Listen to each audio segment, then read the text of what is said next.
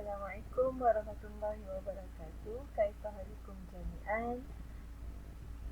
InsyaAllah اليوم سنواصل الدرس على نتعرف إلى حرف شين.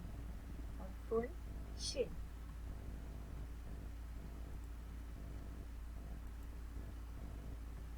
هيا نتعرف إلى حروف الشين.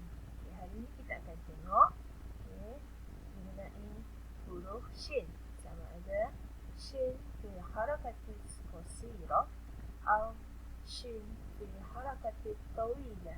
Ma mana harakatil qasirah? Harakatil qasirah bermakna bacaan pendek, wa harakatil tawilah bermaksud bacaan panjang. Baiklah, soalan atas kita akan sambung pelajaran kita ada nutku harakatil qasirah. Harakatil qasirah, bacaan pendek. Shin bil fathah sha. Shin bil qasrah shi. Shin bil dhammah shu. Sha shi shu. Harfun sya ini berbentuk tunggal, dia tak bersama dengan apa-apa. Jika dia berbentuk shin yang bersambung, dia akan jadi seperti ini. Okay? Sya syajaratun. Sya syajaratun. Apa makna syajaratun? Syajaratun bermakna pokok, bermaksud pokok.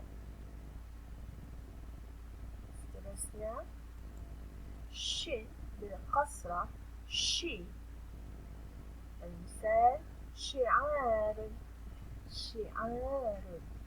Apa makna syi'arun? Syi'arun bermakna ni, tambang. Seterusnya, shin bil qasrah shu. Shin bil qasrah shu. Syubatun. Syubatun. Syubatun. Apa makna syubatu? Syubatu bermakna kalender. Okay? Baik. Senasil ala harakatil tawilah. Harakatil tawilah, bacaan panjang. Shin mandus bi alif. Mandus bi alif. Sya. Shin mandus bil ya. Shi. Shin mandus bil waw. Shu. Bacaan dia sya, shi, shu.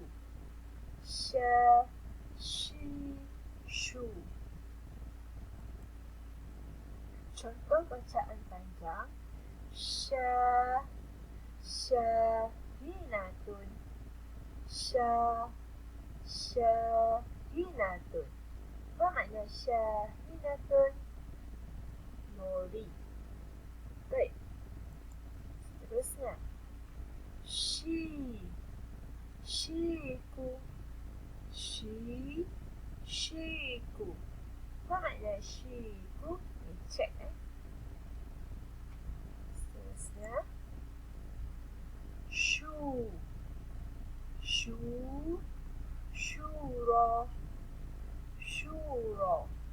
Apa makna syura? Mesyuarat. Baik. Hada kullu min kaifa naqra' kaifa nutku ala harfun shin. Sama ada shin fi harakatil tawilah atau shin fi harakatil qasirah. Okay. Baiklah, kita akan teruskan lagi aktiviti kita pada hari ini dengan latihan. Okay. Untuk latihan pada hari ini, saya nak kamu buat dalam buku aktiviti muka surat 16. Okay, ikut arahan yang saya berikan ya. Padankan setiap huruf yang bercerai dengan huruf yang bersambung, okay, dengan jawapan yang betul, dan padankan dengan menggunakan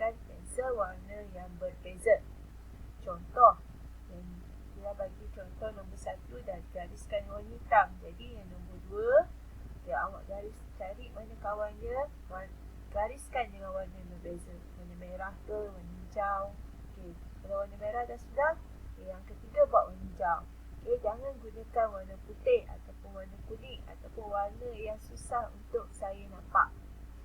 Boleh? Okey. Dan jangan lupa tulis hari dan juga tarikh hari ini. Okay, setelah awak selesai, awak boleh hantar hasil kerja awak secara personal dengan saya ataupun dalam grup Telegram. Okay? Dan saya akan menggalakkan awak siapkan kerja awak hari ini dan hantar dalam waktu yang ditetapkan. Okay, supaya tidak ada kekeliruan.